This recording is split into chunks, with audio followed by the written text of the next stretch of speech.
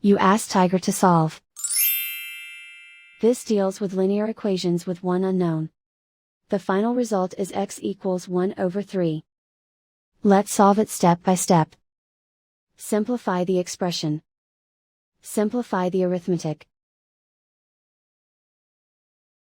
Swap sides.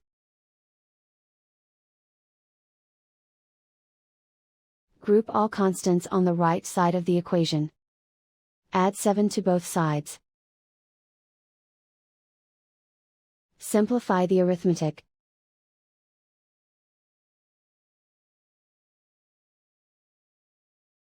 Isolate the x. Divide both sides by -3. Cancel out the negatives. Simplify the fraction. Cancel out the negatives. And so the final result is x equals 1 over 3.